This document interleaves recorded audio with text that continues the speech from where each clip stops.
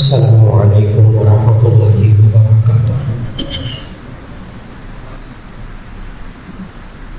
نحمده ونصلي على رسوله الكريم، اما بعد فاعوذ بالله من الشیطان الرجیم، بسم اللہ الرحمن الرحیم۔ الف لام میم، ذلک الکتاب لا ریب فیہ ھدی للمتقین الذين يؤمنون بالغيب ويقيمون الصلاة ومما رزقناهم ينفقون والذين يؤمنون بما أنزل إليك وما أنزل من قبلك وبالآخرة هم يوقنون أولئك على هدى من ربهم وأولئك هم المفلحون۔ صدق اللہ العظیم۔ اللہ رب العزت نے ہم سب کو جو زندگی عطا فرمائی ہے، اس زندگی کو ہم نے کیسے گزارنا ہے، اس کے لیے اللہ رب العزت نے ہر دور میں انسانوں کے لیے انبیاء علیہ السلام کو بھیجا تاکہ وہ انسانوں کی رہنمائی کرے، سیدھا راستہ دکھائے، یعنی ہدایت دے۔ چنانچہ انبیاء علیہ السلام کی تشریف آوری کا مقصد انسانوں کے لیے ہدایت، انسانوں کے لیے رہنمائی، ان کو راستہ بتانا، کس طرح زندگی گزاریں گے تو ان کے لیے خیر ہوگی، اور کس طرح زندگی گزاریں گے تو وہی زندگی ان کے لیے وبال جان بن جائے گی، مصیبت بن جائے گی، دکھ اور غم والی بن جائے گی، بے سکونی بن جائے گی، اور خیر و برکت اس میں سے اٹھ جائے گی۔ چنانچہ اللہ رب العزت نے جو قرآن مجید کی نعمت ہمیں عطا فرمائی آخری کتاب کی صورت میں، اس میں بھی اللہ رب العزت نے اس کو کتاب ہدایت قرار دیا۔ چنانچہ ہم ہر نماز میں سورہ فاتحہ کی تلاوت کرتے ہیں اور اللہ تعالیٰ سے ایک دعا مانگتے ہیں، اہدنا الصراط المستقیم، اے اللہ ہمیں سیدھا راستہ دکھا دے۔ اور پھر جب ہم سورۃ البقرہ شروع کرتے ہیں تو ہم یوں تلاوت کرتے ہیں، الف لام میم ذالک الکتاب لا ریب فیہ ھدی للمتقین، یہ کتاب جس میں کوئی شک نہیں، یہ پرہیزگاروں کے لیے ہدایت ہے۔ تو اللہ نے، بندے نے مانگا، اللہ سے ہدایت مانگی، رہنمائی مانگی، اے اللہ سیدھا راستہ دکھا دے۔ اللہ نے آگے پوری کتاب کے بارے میں فرمایا، ذالک الکتاب لا ریب فیہ ھدی للمتقین، اس کتاب میں کوئی شک نہیں، یہ تب پرہیزگاروں کے لیے ہدایت ہے۔ کبھی ذہن میں بات یہ آ جائے، یہ آیت پڑھتے ہوئے، کیا یہ صرف متقین کے لیے ہدایت ہے، پرہیزگاروں کے لیے یہ کتاب ہدایت ہے، یہ کافروں کے لیے نہیں ہے، غیر مسلموں کے لیے نہیں ہے، غیر متقیوں کے لیے نہیں ہے؟ تو اس کا جواب سورۃ البقرہ کی آیت نمبر 185 کی تلاوت سے ملے گا، شہر رمضان الذی انزل فیہ القرآن ھدی للناس، کہ رمضان کے مہینے میں جو قرآن حکیم نازل کیا گیا، ھدی للناس، یہ پوری انسانیت کے لیے ہدایت ہے۔ اب اس میں کافر بھی آ گئے، غیر متقی بھی آ گئے۔ اب دونوں آیتوں کو جب ہم ترجمہ پڑھتے ہیں تو پھر ترجمہ پڑھنے والوں کا ذہن الجھتا ہے، یہ ھدی للمتقین ہے یا ھدی للناس ہے؟ یہاں پھر الجھن پیدا ہوتی ہے۔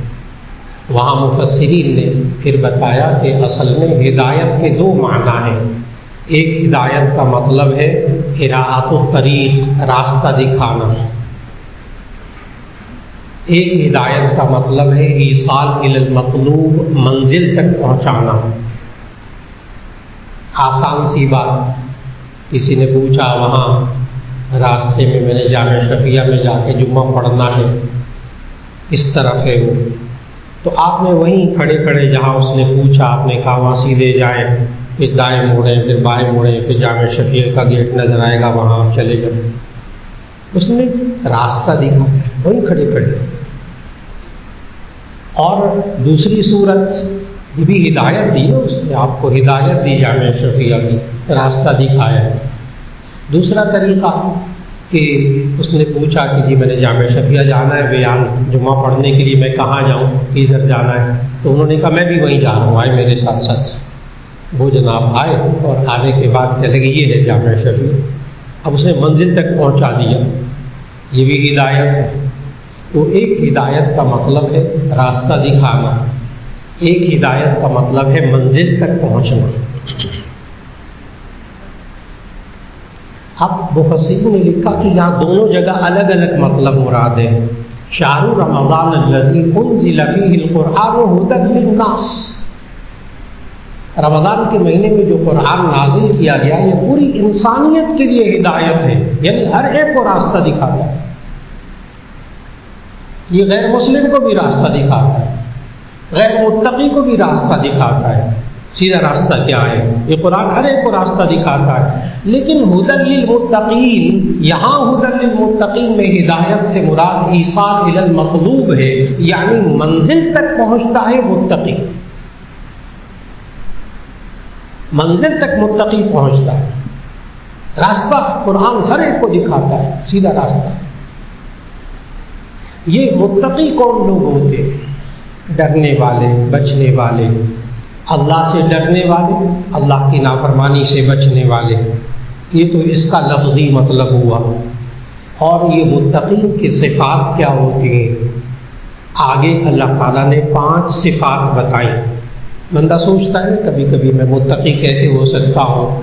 جو منزل تک پہنچ جاتا ہے، یہ قرآن اس شخص کو منزل تک پہنچاتا ہے، وہ متقی کون ہوتا ہے؟ اس میں اللہ تعالیٰ نے 5 خوبیاں آگے آیت میں بتائی۔ نمبر 1، ھدی للمتقین الذین یؤمنون بالغیب، وہ لوگ جو اندیکھی بات پر ایمان رکھتے، نہیں دیکھا مانتے۔ یہ متقین کی پہلی خوبی، جو قرآن کے ذریعے قرآن پر عمل کر کے یہ منزل تک جو پہنچنے والے ہیں، ان کی پہلی خوبی الذین یؤمنون بالغیب، جو اندیکھی باتوں پر ایمان رکھتے ہیں۔ اللہ کو نہیں دیکھا مانتے، فرشتوں کو نہیں دیکھا مانتے، ایمان ہے، یہ ہمارے ایمان میں داخل ہے۔ آمنت باللہ و ملائکتہ و کتبہ و رسلہ والیوم الآخر، تو اللہ کو نہیں دیکھا مانتے، فرشتوں کو نہیں دیکھا مانتے، جنات کو نہیں دیکھا مانتے، یہ اللہ کی مخلوق ہے۔ جنت اور جہنم کو نہیں دیکھا مانتے، میدان حشر کو نہیں دیکھا مانتے ہیں، پل صراط کو نہیں دیکھا مانتے ہیں، بغیر دیکھے مانتے۔ یہ متقین کی پہلی خوبی۔ لیکن جو مستشرقین ہیں، یورپی مغربی ممالک کے لوگ جو اسلام کے بارے میں ریسرچ کرتے ہیں، انہوں نے بہت سے لوگوں نے لکھا یہ والا جملہ کہ یہ جو مسلمان ہوتے ہیں نا، ان کا بلائنڈ فیتھ ہوتا ہے، بلائنڈ فیتھ، اندھا ایمان، یہ اندیکھی باتوں پر ایمان رکھتے مسلمان۔ اس کا جواب اچھی طرح یاد رکھ لیجیے کہ مسلمان بلائنڈ فیتھ رکھتے ہیں، اندھا ایمان رکھتے ہیں، بغیر دیکھے ایمان لاتے ہیں۔ لیکن مسلمان یہ بھی دیکھتا ہے کہ کون رہا، اللہ نے کہا ہے مانتے، رسول اللہ صلی اللہ علیہ وسلم کی حدیث میں آتا ہے مانتے، یہ بھی دیکھتے کہ کون رہا۔ یہ نہیں مسلمان کا اتنا ایمان کچا نہیں ہوتا کہ وہ افواہوں پر یقین کرتا ہے، سنی سنائی باتوں پر یقین کرتا ہے، یہ مومن کی شان نہیں ہے۔ مومن یہ بھی دیکھتا ہے کہ کون رہا، یہ بات کہاں سے معلوم ہوئی؟ اللہ ایک ہے، کہاں سے معلوم ہوا؟ اللہ کی صفات یہ ہے، کہاں سے معلوم ہوا؟ قرآن مجید سے، احادیث سے، ہم ایمان رکھتے ہیں. اور اس کے ساتھ ساتھ ایک لفظ اور ذہن میں رکھ لیجیے گا، اور وہ ہے ہدایت کی ضد، ہدایت کا اپوزٹ. وہ قرآن مجید میں آیا ضلالت، گمراہی. ہدایت کی ضد گمراہی. سیدھے راستے پر چلے تو یہ ہدایت پر ہے، ادھر ادھر گم ہو گیا تو گمراہ ہو گیا. اور یہ دونوں لفظ ہدایت اور گمراہی، ضلالت، دونوں ایک آیت میں اللہ نے ذکر کی. یضل بہ کثیرا ویہدی بہ کثیرا. وہ اس کے ذریعے بہت سو کو ہدایت دیتا ہے، بہت سو کو گمراہ کرتا ہے. تو اب ایک لفظ ذہن میں رکھ لیجیے بہت واضح طور پر کہ یہ کتاب قرآن مجید کتاب ہدایت، نبی کریم صلی اللہ علیہ وسلم ہادی، ہدایت دینے والے، راستہ دکھانے والے. لہذا ایک بات طے رکھیں اچھی طرح، انسان کا کوئی عمل، انسان کی کوئی سوچ اگر اللہ اور اس کے رسول صلی اللہ علیہ وسلم کے حکم کے خلاف ہوگی تو وہ گمراہی ہوگی. بہت واضح ہے. اگر انسان کا عمل، اس کی سوچ اللہ اور اس کے رسول صلی اللہ علیہ وسلم کے حکم کے مطابق ہوگی تو یہ ہدایت پر ہوگی. کوئی گول مول بات نہیں. اور ان دونوں کے اندر کیوں بات رک گئی؟ یہ کیوں؟ اللہ اور اس کے رسول صلی اللہ علیہ وسلم کی بات مان کر چلیں گے تو ہدایت پر ہے، اگر نہیں مان کر چلیں گے تو گمراہی ہے. وہ عمل گمراہی ہے جو قرآن و سنت کے خلاف. تو یہ اللہ اور اس کے رسول اور قرآن و سنت، ان دونوں میں بات بند کیوں ہو رہی ہے؟ یہ والی صرف یہ دو کیوں؟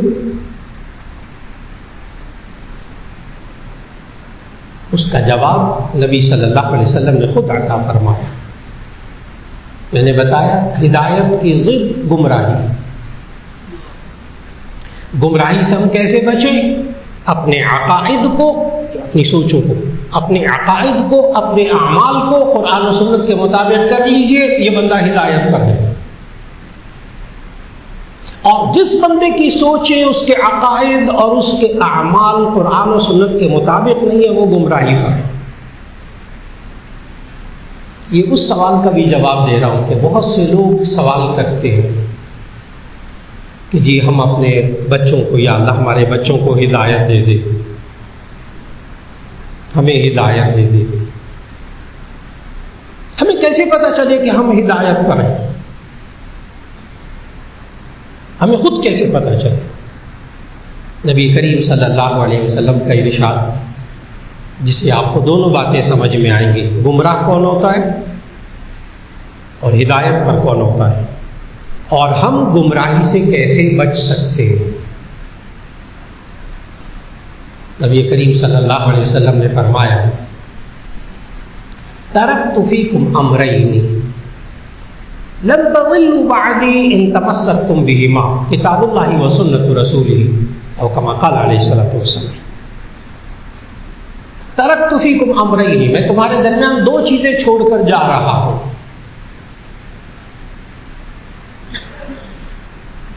ان تمسکتم بہما، اگر تم نے ان دونوں کو مضبوطی سے پکڑے رکھا، لن تضلوا بعدی، تو میرے بعد ہرگز گمراہ نہیں ہو سکتے.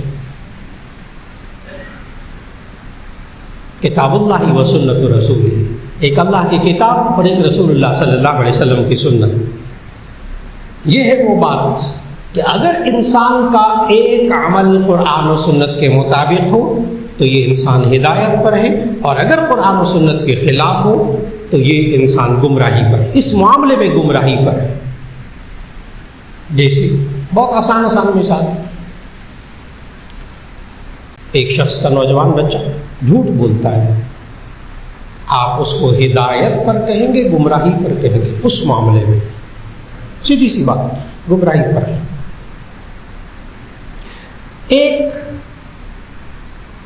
بچی، نوجوان بچی اپنے باپ کو دھوکہ دے رہی، وہ ہدایت پر ہے گمراہی پر ہے؟ بہت سیدھی سی بات ہے، وہ اس معاملے میں گمراہی پر ہے۔ یعنی بہت آسان مثالیں دی جس میں کسی کا کوئی اختلاف نہیں ہے۔ بالکل اسی طرح الذین یؤمنون بالغیب، پہلی شرط متقی کی صفت خوبی، جو غیب پر ایمان رکھتا ہو، یعنی اس کا ایمان وہ والا ہو جو اللہ اور اس کے رسول صلی اللہ علیہ وسلم نے سکھایا۔ باقی 4 چیزیں بیان کر دوں پھر اصل موضوع کی طرف آنے والا ہے۔ دوسری چیز، متقی قوم لوگ الذین یؤمنون بالغیب، نمبر 2 ویقیمون الصلاۃ، نماز قائم کرتے ہیں، نماز پابندی سے پڑھتے ہیں، وہ متقی ہوگا۔ یہ قرآن اس کے لیے کتاب ہدایت ہے جو نماز پابندی سے پڑھتا ہے۔ یہ منزل تک کون پہنچے گا؟ جو نماز پابندی سے پڑھتا ہوگا۔ 2 خوبیاں ہوں گے، ماشاءاللہ، 2 خوبیاں ہوں گے۔ ایک ایمان بالغیب، اندیکھی بات پر ایمان رکھنا، جس کا میں نے ابھی ذکر کیا۔ نمبر 2 نماز قائم کرنا، پابندی سے پڑھنا۔ نمبر 3 وَمِمَّا رَزَقْنَاهُمْ يُنْفِقُونَ، ہم نے جو رزق دیا، اللہ کہہ رہا ہے ہم نے جو رزق دیا اس میں سے وہ خرچ کرتے ہیں۔ 3 کام ہو گئے۔ متقی کون ہوتا ہے؟ یہ قرآن کس کو منزل تک پہنچاتا ہے، ہدایت کس کو ملتی ہے؟ جو اللہ نے دیا اس میں سے خرچ کرتے ہیں۔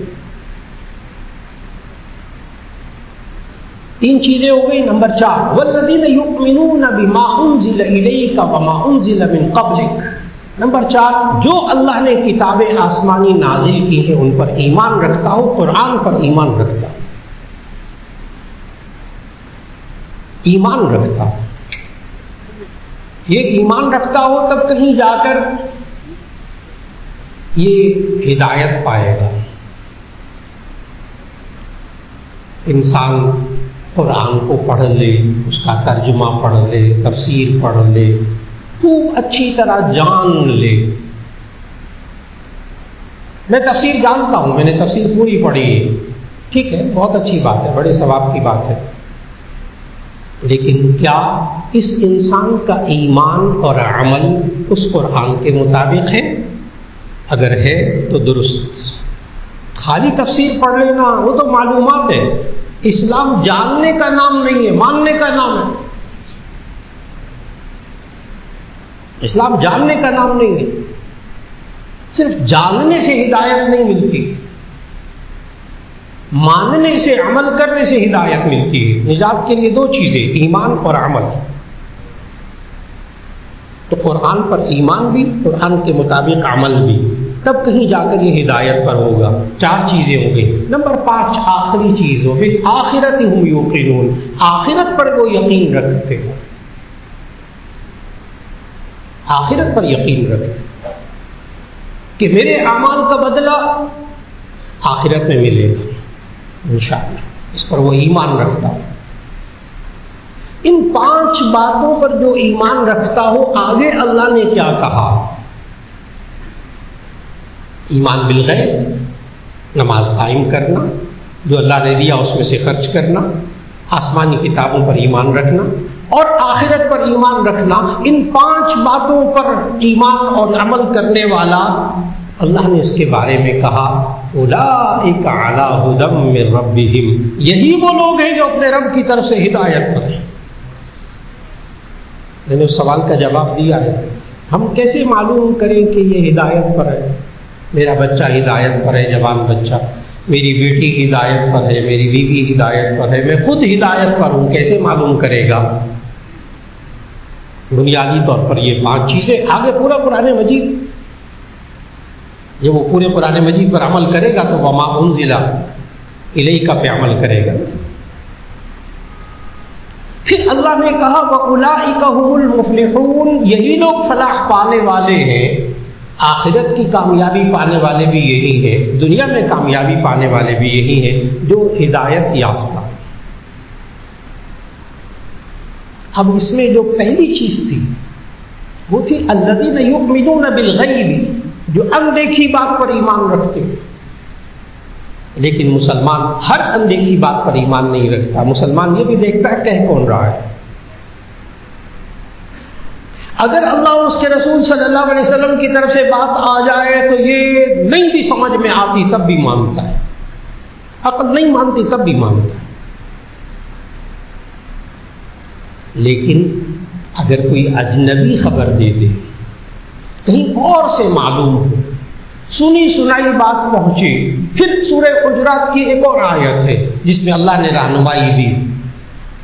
اب میں اس سوال کا جواب دے رہا ہوں کہ اگر ادھر ادھر سے باتیں معلوم ہو تو پھر کیا کرنا ہے؟ اللہ اور اس کے رسول صلی اللہ علیہ وسلم سے معلوم ہوا قرآن و سنت سے، ایمان رکھیں اس پر۔ لیکن اگر ادھر ادھر سے معلوم ہو، یا ایھا الذین آمنوا ان جاءکم فاسق بنبأ فتبینوا ان تصیبوا قوما بجہالۃ فتصبحوا علی ما فعلتم نادمین۔ ادھر ادھر سے معلوم ہو تو کیا؟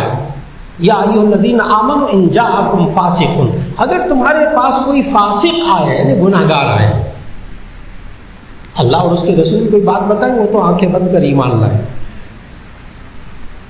لیکن اگر کوئی فاسق گناہگار کوئی آپ کو بات پہنچائے، آپ کو نہیں پتا یہ نیک ہے بد ہے کیا ہے،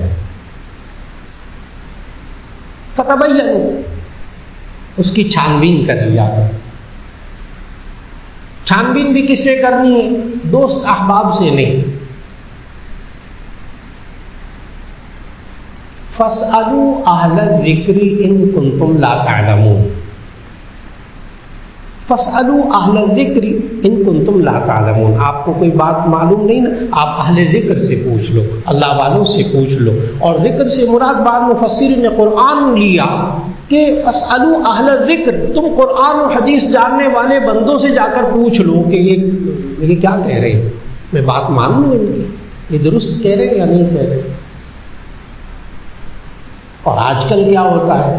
آج کل یہ ہوتا ہے کہ ایک عالم سے، ایک استاد الحدیث سے، ایک مفتی صاحب سے، ایک فارغ التحصیل عالم سے سوال کرتے ہیں، مسئلہ پوچھتے ہیں، اور مسئلہ جب وہ جواب دیتے ہیں تو آگے سے کیا کہتے ہیں لوگ؟ کہتے ہیں ویسے حضرت میں نے سوشل میڈیا میں یہ سنا اس مسئلے کے بارے میں۔ اب دیکھنا ہوگا اس کا یقین کس پر ہے۔ جی اگر وہاں سے سنائی دے باتیں تو ایسی صورت میں اپنے ایمان کی فکر کرے، پوچھ لے اہل ذکر سے، ان کنتم لا تعلمون، اگر آپ نہیں جانتے ان سے پوچھ لیجیے۔ سوشل میڈیا سارا غلط نہیں اور سارا درست بھی نہیں، سب کو معلوم۔ آج یہ انسان جتنا سوشل میڈیا پہ بتایا جاتا ہے یہ بیماری اس کی یہ دوا، اس کی یہ دوا، یہ کھائیں یہ ہو جائے گا، یہ کھائیں یہ ہو جائے گا، ہاں جسمانی بیماریوں کے لیے یہ انسان صرف سوشل میڈیا استعمال کرے اور جو معالج پڑھا لکھا اس کے پاس نہ جائے تو یہ چند دنوں میں ہسپتال میں پہنچ جائے گا، مہینوں میں نہیں، چند دنوں میں۔ جسمانی بیماریوں کو دور کرنے کے لیے ہم کتنا اعتماد کرتے ہیں سوشل میڈیا پر، سب لوگ سمجھتے ہیں اس بات کو کہ ہر بات کو سنیں گے تو ایسی صورت میں اس کے مطابق علاج بدن کا کرنا شروع کر دیں گے۔ میں نے مہینے ہفتے نہیں کہا، چند دن میں ہسپتال میں اور بڑی بری حالت میں، اللہ بچائے۔ لوگ جا رہے ہیں جتنے ڈائلیسس سینٹر ہیں ان میں جتنے ڈاکٹر ہیں ان سے جب ملنا ہوتا ہے کہتے ہیں بس کیا کریں مولانا یہ پتہ نہیں کیا کھا کے آ گئے تھے دوائی، اور اب اس کے علاوہ کوئی حل نہیں۔ اب وہ جو ڈائلیسس سینٹر میں پڑے ہوئے ہیں اور جو معدے کے کینسر میں پڑے ہوئے ہیں اور جو آنکھیں ان کی تباہ ہو گئی، جو جگر ان کے تباہ ہو گئے، وہ سوشل میڈیا میں کوئی نہیں دکھاتا آ کر کہ ہم نے دوائی بیچی تھی، ہم نے دوائی کھلا دی، یہ ہو گیا تھا، وہ کوئی نہیں کرتا۔ جس طرح ہم جسمانی بیماریوں کے اندر محتاط ہو جاتے ہیں بالکل اسی طرح آج وقت کی بہت بڑی ضرورت ہے اپنے ایمان اور عمل کو بچانے کے لیے فاسألوا اہل الذکر ان کنتم لا تعلمون، اہل علم سے جا کر پوچھ لیجیے۔ جامعہ شریعہ میں دارالفتہ صبح سے لے کے شام تک کھلا ہوا ہوتا ہے، مفتی حضرات کی پوری ٹیمیں بیٹھی ہوئی، چند منٹ نکال کر پوچھ لیجیے، اور کچھ نہیں واٹس ایپ پر پوچھ لیجیے، اور کچھ نہیں فون کر کے پوچھ لیجیے، بار بار بار بار بار بار تھوڑا سا کرنا پڑے گا، زیادہ نہیں، لیکن خدا کے لیے ادھر ادھر کی باتوں کو اپنے ذہن میں جگہ نہ دیں۔ اور اس یا ایھا الذین آمنوا ان جاءکم فاسق بنبأ، اگر گناہگار آئے تو اس سے چھان بین کر لیا کرو، تحقیق کر لیا کرو، کہیں غلطی میں نہ جا پڑو۔ ایسا نہ ہو کہ آپ کوئی عمل کر بیٹھے، کوئی ایکشن کر بیٹھے فتصبحوا علی ما فعلتم نادمین، پھر اپنے کیے پر شرمندہ ہونا پڑے۔ اور دوسری بات کہ انسان کے ذہن کے اندر جو باتیں آتی ہیں، انسان کی زبان سے وہ کچھ نکلتا ہے، اور انسان کے پورے اعمال سے وہی کچھ نکلتا ہے جو انسان کے دماغ میں ہوتا ہے۔ ایک چھوٹی سی بات، اگر آپ کسی بوتل کے اندر پانی بھر دیں تو اس میں سادہ پانی، تو کیا اس میں سے دودھ نکلتا ہے؟ نہیں۔ اگر دودھ بھریں گے دودھ نکلے گا، پانی بھریں گے بوتل میں پانی نکلے گا، اس دماغ کے اندر جو بھریں گے وہ اس منہ سے نکلے گا۔ اس لیے انسان آج اپنے کانوں کو اور اپنی آنکھوں کو پاکیزہ بنانے کی کوشش کرے۔ اگر یہ آنکھوں کو اور کانوں کو پاکیزہ نہ بنایا تو اندر جو کچھ جمع ہوگا وہ غیر پاکیزہ ہوگا۔ اس لیے نبی صلی اللہ علیہ وسلم نے اس وقت کے صحابہ اکرام رضوان اللہ علیہ مجمعین پر، اس وقت کے انسانوں پر اس بات پر بڑی محنت کی کہ ان کے ایمان پر محنت کی، اور ایمان کے خلاف جو جو باتیں تھیں اس کو ختم کیا۔ اب لوگ آتے ہیں کہ آج کل بہت ہو رہا ہے، مولانا وہ میں نے اپنے بیٹی کی منگنی کرنی تھی، شادی کرنی تھی، اب یہ سفر کا مہینہ آ رہا ہے تو میں شادی کروں کہ نہ کروں، سنا ہے شادی کرنا منحوس ہوتا ہے۔ ٹھیک ہے، آپ نے بات سن لی نا، اب فاسألوا اہل الذکر، اب قرآن و سنت کے علوم رکھنے والے عالم سے جا کر پوچھ لیجیے، اپنے محلے کے مسجد میں فارغ التحصیل مولانا صاحب ہیں، ان سے پوچھ لیجیے، وہ حدیث سنائیں گے کہ نبی صلی اللہ علیہ وسلم نے فرمایا لا سفر ولا حامۃ، لا عدوى ولا سفر ولا حامہ۔ یہ سفر کے بارے میں جو خیالات ہیں، اس وقت عرب میں بھی خیالات تھے، یہ دور جدید کی باتیں نہیں ہیں، عرب میں بھی یہی خیالات تھے۔ سفر کے مہینے کو خالی مہینہ کہتے تھے۔ عجیب بات ہے، سفر کے دو معنی لغت میں لکھے ہیں۔ اب یہ مہینہ سفر کا شروع ہوا، اب لوگوں کے سوالات شروع ہو گئے۔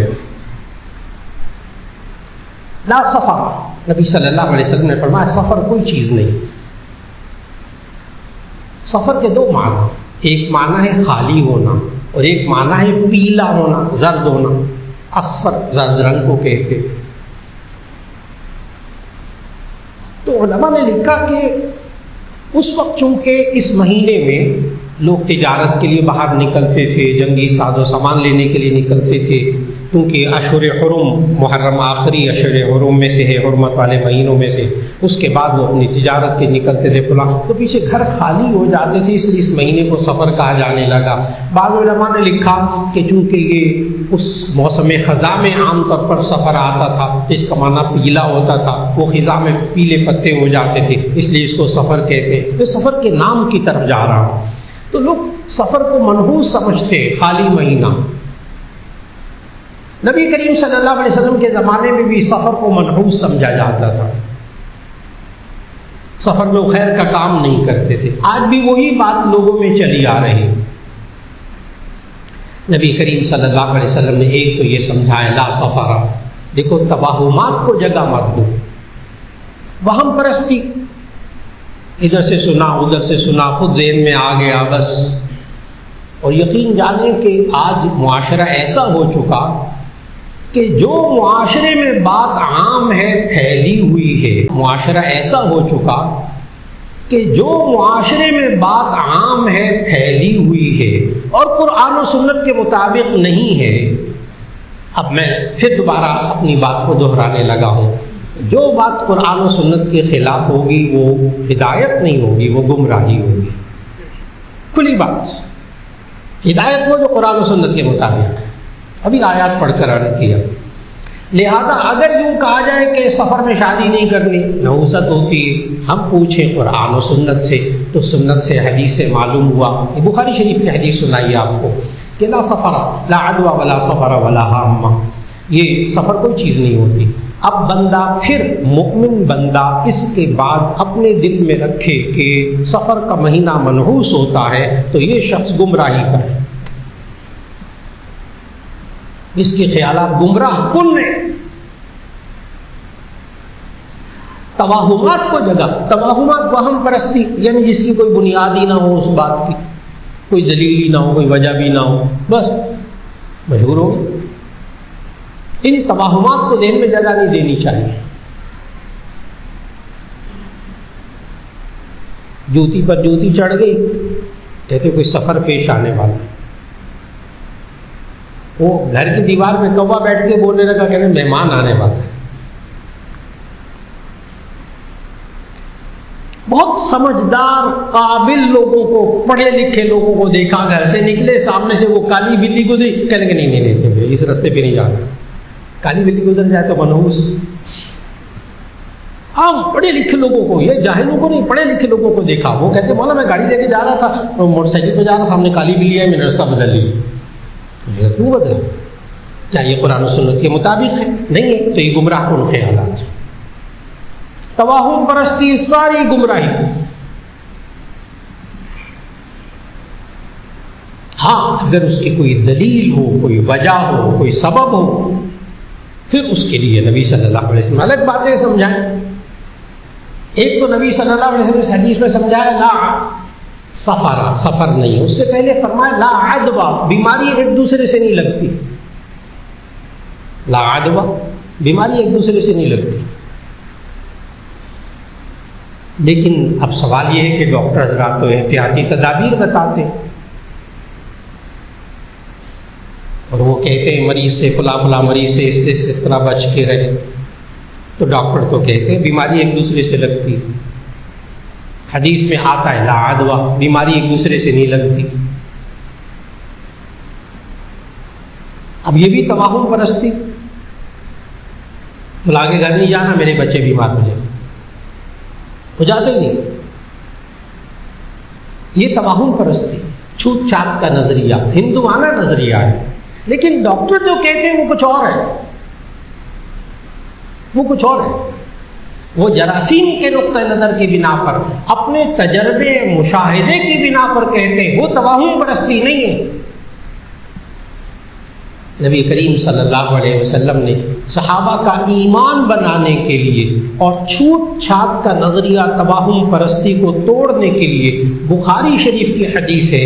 نبی صلی اللہ علیہ وسلم نے فرمایا فر من المجذوم کما تفر من الاسد. ایک طرف تو یہ، دوسری طرف جامع ترمذی کی حدیث ہے کہ نبی ابواب الاطعمہ میں کہ نبی صلی اللہ علیہ وسلم نے ایک کوڑی جذام میں مبتلا شخص، جذام اب آج کل بہت کم ہو گیا، بہت کم، لیکن اور بیماریاں آ گئی. جذام جو ہے وہ ایک ایسی بیماری ہوتی تھی جس میں کہ اعضاء گلتے تھے اور گل کر جھڑ جاتے تھے. انگلی میں جذام ہو، انگلی جڑ گئی. آج کل بھی اس کو خاص ایک نام دیتے ہیں ڈاکٹر حضرات. آج کل بھی بہت کم ہوتا ہے لیکن آج کل بھی پایا جاتا ہے. تو بڑی خطرناک بیماری، بس ہو گیا، انگلی جھڑ گئی، پاؤں کی انگلیاں جھڑ گئی، گل جاتا ہے بدن. تو جذام میں مبتلا شخص کا ہاتھ پکڑ کر نبی صلی اللہ علیہ وسلم نے اپنے ساتھ پیالے میں ڈلوایا اور کہا بسم اللہ پڑھ کے کھاؤ. کوڑھ میں مبتلا شخص صحابی، ان کو کہا بسم اللہ پڑھ کے کھاؤ، میرے ساتھ کھاؤ. ایک طرف تو جامع ترمذی میں نبی صلی اللہ علیہ وسلم نے یہ فرمایا. پھر دوسری طرف نبی صلی اللہ علیہ وسلم نے فرمایا، بخاری شریف کی حدیث، فری من المجذوم کما تفر من الاسد، تم کوڑی سے اس طرح دور بھاگو جیسے تم شیر سے دور بھاگو. یہ بخاری شریف کی حدیث. اب آپ کو دونوں چیزوں میں باتوں کو سمجھنا ہے. نبی صلی اللہ علیہ وسلم نے احتیاطی تدابیر بھی سکھائی.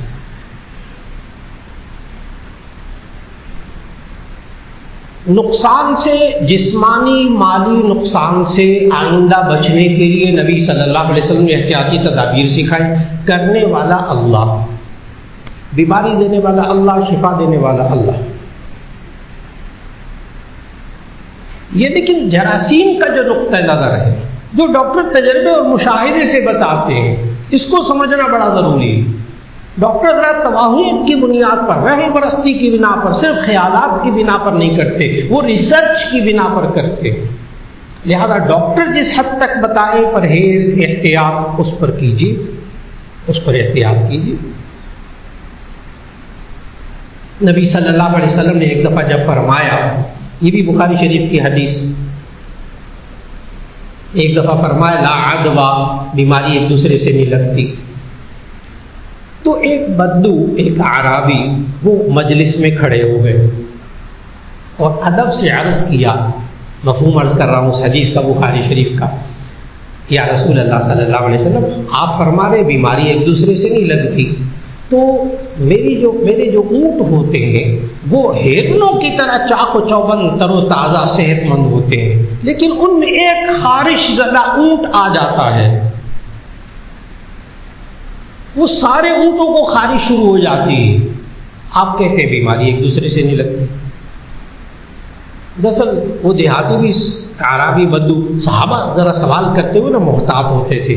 صحابہ، بلکہ احادیث میں آتا ہے صحابہ چاہتے تھے کہ کوئی بدو آئے اور ذرا کھل کر سوال کرے تو تاکہ بات کھل جائے. اب یہ صحابی کوئی سوال نہیں کر سکتا تھا، وہ ادب و احترام بہت ماشاءاللہ دیہاتی سادہ. اس نے آ کر سوال کر دیا، رسول اللہ صلی اللہ علیہ وسلم آپ فرما رہے ہیں کہ بیماری ایک دوسرے سے نہیں لگتی، اور ہم دیکھتے ہیں کہ ہمارے اونٹ بالکل صحت مند ہوتے، ان میں ایک خارش والا اونٹ آتا ہے باقی ساروں کو بیمار کر دیتا. مشکل سوال کیا. نبی صلی اللہ علیہ وسلم نے ایک چھوٹا سا جواب میں ایک چھوٹا سا سوال کر دیا. اب جو بدو ہوتے ہیں نا دیہاتی، وہ بڑے ذہین بھی ہوتے ہیں، ایک دم بات کو سمجھ بھی جاتے ہیں، وہ اڑیل نہیں ہوتے، الجھتے نہیں ہیں، وہ سمجھ جاتے ہیں بات ٹھیک ہے، جواب ٹھیک ہے. بس نبی صلی اللہ علیہ وسلم جواب میں انہوں نے کہا کہ میرے ایک خارش والا اونٹ آتا ہے، وہ سارے اونٹ بیمار ہو جاتے ہیں، آپ فرماتے ہیں بیماری ایک دوسرے سے نہیں لگتی. نبی صلی اللہ علیہ وسلم بڑے آرام سے فرمایا فمن اجرب الاول، وہ جو پہلا اونٹ تھا اس کو خارش کہاں سے لگی تھی؟ وہ سمجھ گیا، وہ سمجھ گیا. پہلا اونٹ تھا، اس کو خارش کہاں سے لگی تھی؟ اس کے لیے بھی کوئی بتائے گا نا، وہ پھر اس کو کہاں سے لگی تھی، پھر اس کو کہاں سے لگی تھی، اگلے والے کو کہاں سے لگی تھی. آخر ایک جگہ جا کے چپ ہوگا نا. تو صحابی کو، اس عربی کو پتہ چل گیا کہ نہیں، بیماری دینے والا اللہ، شفا دینے والا اللہ. اب ایک طرف یہ والی بخاری شریف کی حدیث کہ وہ دیہاتی نے کہا جی ایک خارش والا اونٹ آتا ہے باقی سب اونٹوں کو بیمار کر دیتا ہے. نبی صلی اللہ علیہ وسلم وہ پہلے والے کو کہاں سے خارش لگی تھی؟ معلوم ہو بیماری دینے والا اللہ ہے. یہ سبب بنتا ہے، یہ سبب کے درجے میں. بس جس طرح شفا گولی، کیپسول، انجیکشن شفا نہیں دیتا، سبب بنتا ہے، سبب بنتا ہے. ڈاکٹر شفا نہیں دیتا، بھول جائے، شفا دینے والا وَإِذَا مَرِضْتُ فَهُوَ يَشْفِينِ، جب میں بیمار ہوتا ہوں تو اللہ مجھے شفا دیتا ہے، ہمارا ایمان. لیکن ایک طرف تو وہ اونٹوں والے مسئلے میں نبی صلی اللہ علیہ وسلم نے بخاری شریف کی حدیث کی اس میں یہ فرمایا، دوسری طرف بخاری شریف ہی کی اس حدیث میں ابواب الطب میں وہ حدیث موجود کہ نبی صلی اللہ علیہ وسلم نے فرمایا لا یوردن ممرض علی مصح، کہ بیمار اونٹ کو تندرست اونٹوں پہ مت اتارو. احتیاط سمجھی. ادھر بدو کو کیا کہا، ادھر یہ بخاری شریف کی حدیث کیا، لا یوردن ممرض علی مصح، کہ بیمار اونٹوں کو تندرست اونٹوں پر نہ اتارا جائے۔ اب آپ نے دو چیزیں ذہن میں رکھنی ہیں آسان کر کے، ایک وہ جذام والی مثال اور ایک یہ والی مثال۔ جامع ترمذی کی حدیث کے کوڑی جذام میں مبتلا شخص کا ہاتھ پکڑ کر اپنے پیالے میں ڈلوا کر نبی صلی اللہ علیہ وسلم کے ساتھ کھانا کھلایا، کہا بسم اللہ پڑھو کھاؤ۔ دوسری طرف فرمایا فر من المجذوم کما تفر من الاسد، کوڑی سے اس طرح دور بھاگو جیسے شیر سے تم دور بھاگتے ہو۔ احتیاط۔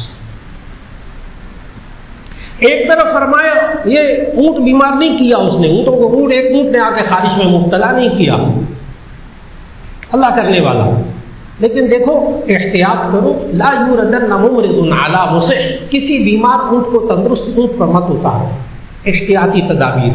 یہاں محدثین نے لکھا کہ پھر نبی صلی اللہ علیہ وسلم نے کیوں منع کیا جب اللہ ہی شفا دینے والا ہے، پھر کیوں بیمار اونٹوں کو تندرست اونٹوں پر نہ اتارے اور کوڑی سے اس طرح دور بھاگو جیسے شیر سے دور بھاگتے ہو، یہ احتیاطی تدابیر نبی صلی اللہ علیہ وسلم نے کیوں سکھائی؟ تو محدثین نے اس کا جواب دیا اس لیے کہ اگر وہ کوڑی کے ساتھ اٹھتا بیٹھتا رہا اور اس کو کوڑ ہو گیا تو اس نے کل کو کہنا اس نے مجھے کوڑ میں مبتلا کیا اور اس کا سارا ایمان خراب ہو گیا۔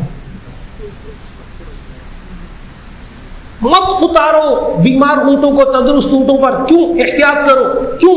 اگر یہ بیمار اونٹ کو اتارا اور پھر وہ باقی اونٹ بیمار ہو گئے، کل کو یہ مومن کہے گا اس اونٹ نے میرے اونٹوں کو بیمار کر دیا، اللہ کی طرف سے توجہ ہٹ جائے گی، اس اونٹ کو سب کچھ سمجھنے لگ جائے گا، اس کا ایمان خراب ہو جائے گا۔ احتیاطی تدابیر نبی صلی اللہ علیہ وسلم نے سمجھائی، اللہ نے قرآن مجید میں خوب سمجھایا، نفع دینے والا اللہ، نقصان دینے والا اللہ، نفع نقصان کا کوئی مالک نہیں ہے، اللہ نفع پہنچانا چاہے تو کوئی نفع کو روک نہیں سکتا اور اللہ نقصان پہنچانا چاہے تو کوئی روک نہیں سکتا، اللہ نے قرآن میں خوب سمجھایا۔ لیکن نبی صلی اللہ علیہ وسلم کے پاس صحابی آئے، جامع ترمذی کی حدیث، صحابی مقام نقیع، مدینہ کے قریب ایک جگہ، نقیع نون قاف یا عین، مقام نقیع سے ایک صحابی دودھ لے کر آئے نبی صلی اللہ علیہ وسلم کے پاس، وہ دودھ اوپر سے ڈھانکا ہوا نہیں تھا برتن، نبی صلی اللہ علیہ وسلم نے فرمایا اس دودھ کو ڈھانپ کر ہی لے آتے، اگرچہ کوئی لکڑی ہی ٹیڑھی کر کے رکھ لیتے۔ ماشاءاللہ، اہلا وسہلا، تشریف لے آئے، الحمدللہ الحمدللہ الحمدللہ،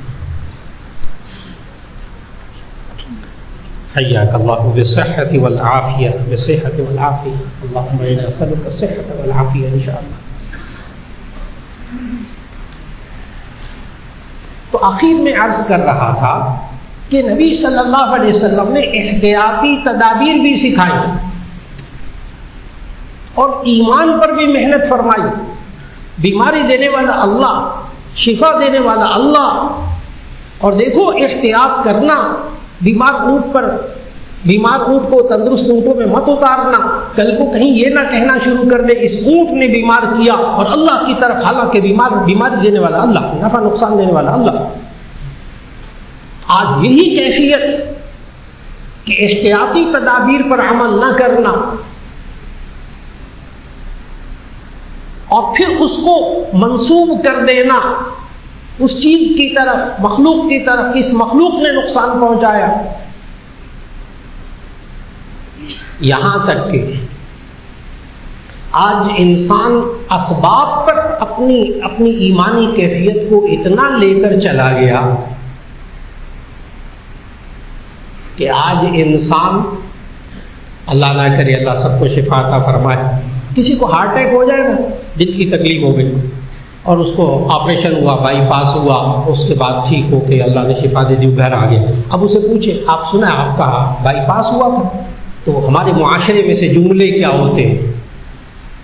بڑے قابل لوگوں کے، پڑھے لکھے لوگوں کے جملے، ہاں بس وہ ہارٹ اٹیک ہو گیا تھا مجھے، بہت زوردار قسم کا، بڑا سیویئر قسم کا ہارٹ اٹیک ہوا تھا، بس وہ پھر میں وہ فلاں ہسپتال چلا گیا تھا، اتنا شاندار ہسپتال، وہ فلاں ڈاکٹر اتنا شاندار، میں وہاں چلا گیا تھا، پھر وہ دوائیاں نہیں مل رہی تھی، پھر میں نے باہر بھیجے، لوگ بھیجے، پیغام بھیجا وہاں سے، میں اللہ پیسہ اتنا دیا، اللہ کا نام بیچ میں نہیں، پیسہ اتنا، وہ بس پیسہ میں نے خوب لٹایا، خوب لگایا پیسہ، میرا آپریشن ہو گیا، میں ٹھیک ہو گیا۔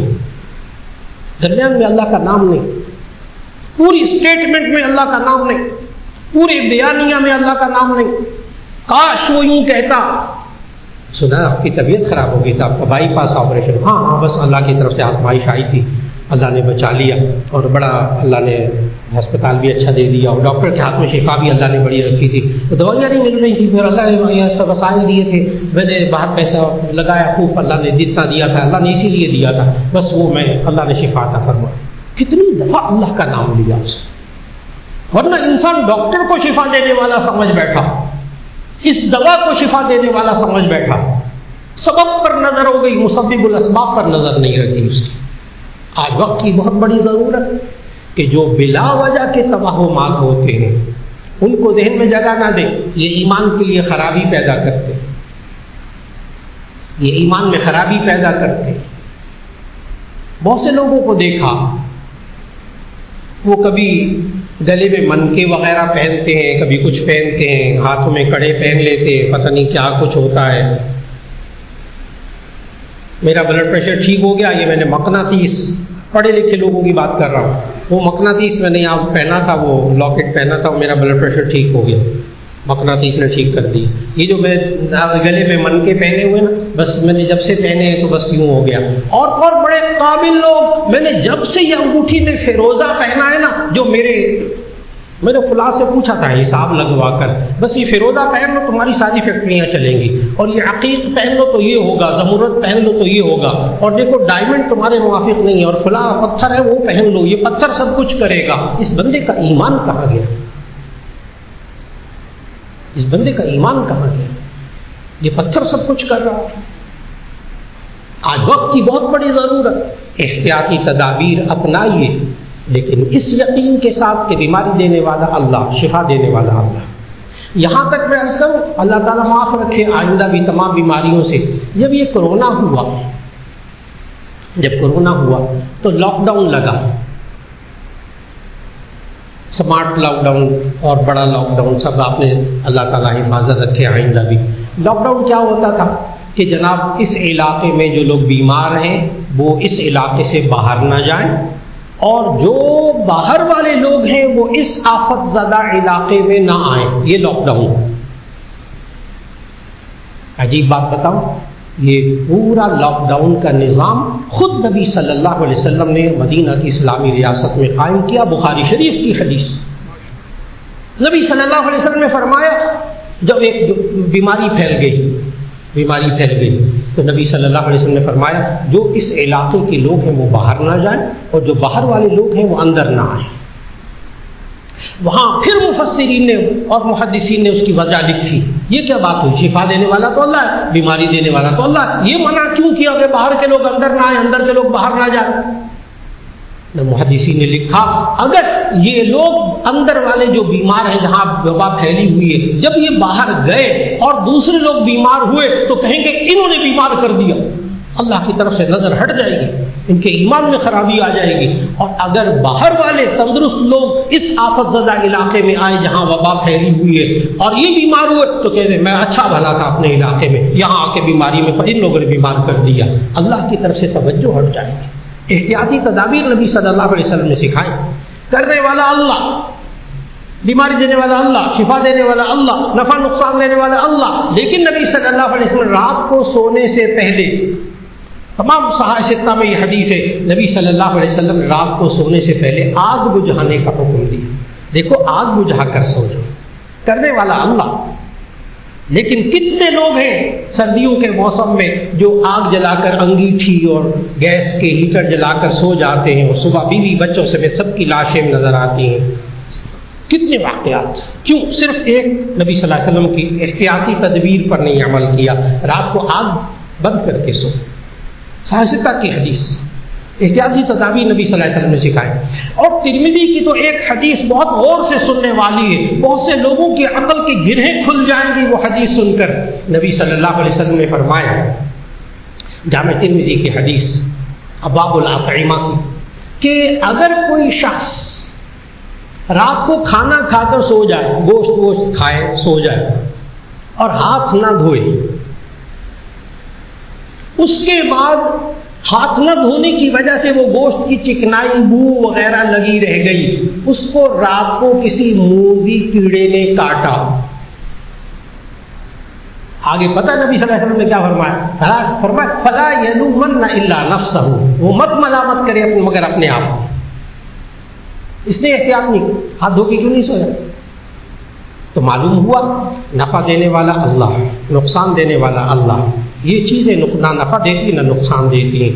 جو شفا ملتی ہے وہ سبب کے درجے میں ہے، دوائیوں کے اندر، فلاں کے اندر۔ شفا دینے والا اللہ۔ اللہ ہمیں توہمات سے بچائے رکھے، اور اللہ ہمیں یہ جو لوگوں میں شرکیہ باتیں پھیلی ہوئی ہوتی ہیں، اللہ ان سے بھی ہمارے ایمان کی حفاظت فرمائے رکھے، اور اللہ ہمیں اپنے ایمان کو اور اپنے عمل کو قرآن و سنت کے مطابق بنانے کی توفیق عطا فرما دے۔ وآخر دعوانا ان الحمد للہ رب العالمین۔